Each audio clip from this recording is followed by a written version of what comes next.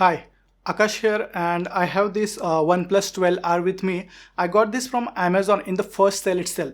So along with this mobile, I got this OnePlus Buds Z2. I use this mobile for around 5 to 6 days now, and I'm going to share my initial experience with this new 12R.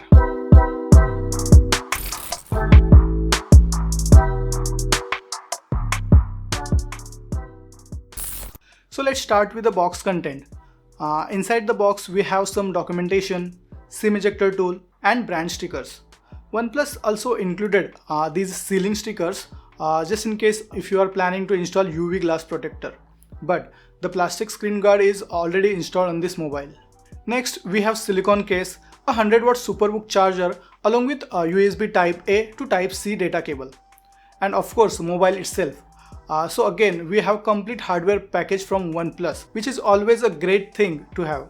In-hand feel of this mobile is slightly bigger and heavier side due to 207 grams. It is still manageable if you have a medium to large hands. Back of this phone is made up of a glass, though it looks like a frosted matte finish, but it is still slippery while holding. So it is always better to use a provided case for extra protection and for better grip. It is only IP64 rated, so officially you cannot submerge this underwater. It is only resistance to dust and water splashes. The frame is now aluminum instead of plastic that we had on 11R. Buttons quality is also decent and gives good feedback when pressed. And we have this OnePlus signature alert slider. It is now moved to the left side of this phone. So overall build quality seems good to me apart from bulkier feel. At the top, we have same IR blaster that we had in 11R. And there are two small holes for the speaker and secondary microphone. At the bottom, we have dual SIM tray slot, microphone, USB port and speaker grill. These speakers are pretty loud and sounds very good. You can hear by yourself.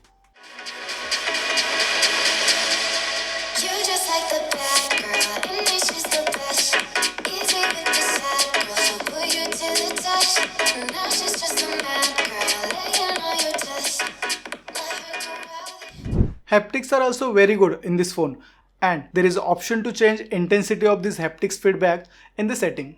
Display also got a decent upgrade. It is slightly bigger 6.78 inch 2.5K AMOLED panel with max refresh rate up to 120Hz.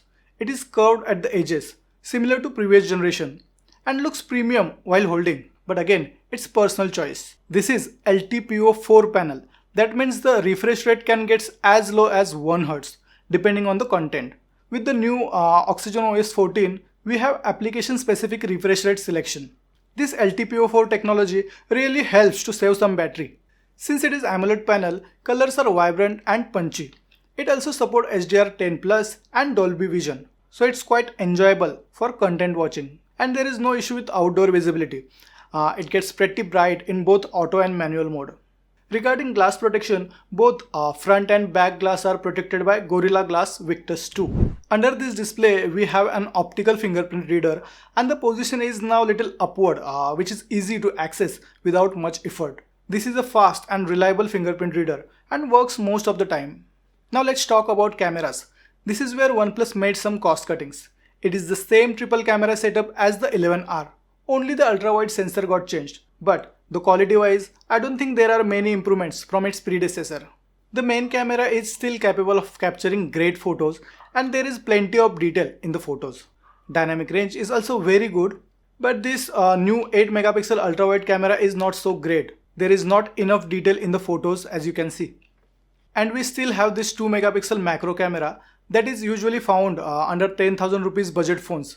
And there is no detail in the captured photos from this 2 megapixel camera.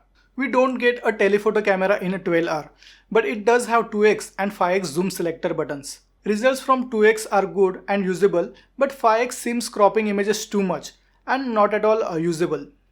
Low light photography of 12R is also decent. We don't have to select a specific night mode. When there is not enough light, the processing gets applied automatically. Again, the main camera captures great photo in the low light. There is plenty of detail in the photos. And surprisingly, this new ultra-wide camera is also doing good job in the night photography. The 16 megapixel selfie camera is not so impressive. quality of photos is average that we can normally find in 30,000 budget phones. Main camera can record 4K at 60 fps videos, and there is OIS present in the camera. And quality and stability wise, it is good but not so great. Whereas rest of the cameras, including selfie, can record 1080p 30 fps only. This video is recorded from OnePlus 12R front-facing camera to get you idea about the video as well as audio quality. So, overall nothing special about this camera setup. This is the same as the last year's 11R. If you are primarily looking for a camera phone, then this is definitely not for you. The Snapdragon 8 Plus Gen 2 processor is the last year's flagship, but it is very much capable of doing a heavy task easily without any issues. I have this 256 and 16GB variant, which is supposed to have UFS 4 storage as per the original specs. But they made changes in the specification to UFS 3.1 for both 8 and 16GB variant. I don't know OnePlus did this intentionally or not, but it is clearly a huge mistake because UFS 4 storage was the selling point for 256GB variant, but this is what we have now. But apart from this UFS 4 storage, everything is buttery smooth. Day-to-day applications, animations, and UI is just flying without any lag or frame drops. Gaming is also very good on OnePlus 12R. I played couple of games for around 1 hour without any frame drops or much hitting. I also played a Genshin Impact game that was constantly running at 60 fps during gameplay. It gets slightly warm after hour of gaming or so and nothing much, but it was noticeably warm during benchmark and CPU test. For your reference, these are the screenshot of these benchmark results. Regarding the operating system, it comes with heavily skinned Oxygen OS 14 on top of Android 14. It just feels like any other Chinese OS with tons of customization and theme engine. There are several unwanted apps pre-installed as well. You can uninstall some of these apps but not all, like you cannot uninstall this browser. And one thing I noticed is it takes almost 50% of RAM even when we don't have any open applications. Obviously there are processes running in the background like WhatsApp and other couple of applications, but they should not have consumed that much amount of RAM. I think it is not well optimized for RAM management. So if you are planning to get this 12R, get the 16GB variant as the system itself consumes around 7GB of RAM. But still, I haven't noticed any background application closing or reload issue. All apps were staying in the memory. Regarding software updates, we will get promised 3 major updates and 4 years of security patch updates in OnePlus 12R. We have 5500 mAh battery in 12R, which is largest battery from OnePlus. And the battery backup I found is very good. With all default settings like high refresh rate, auto brightness, it lasts more than 1 day with approximate 8 hours of screen on time. This is with moderate usage that includes day-to-day applications like WhatsApp, YouTube, camera, gaming, browsing, etc.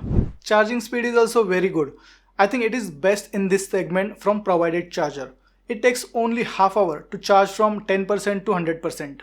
So, to summarize this review, on the positive side, we have good build with aluminum frame, 8 Plus Gen 2 processor with smooth performance throughout the usage, 2.5K LTPO4 display, fast charging with provided charger, good haptics and Wi-Fi 7, which is latest Wi-Fi standard. So overall it is good hardware at this price. But on the other side, it is bigger and heavier phone. Camera setup is also average. And I don't like this new Oxygen OS. There is no UFS 4 storage as well. If you are mostly into high quality video renderings or copying large files, then this UFS 4 really matters. But for regular use, I don't think it will matter that much. So overall it is a well priced phone and you cannot go wrong with this one. If you have any questions or doubts, feel free to ask into the comments. Thanks for watching. See you in the next video.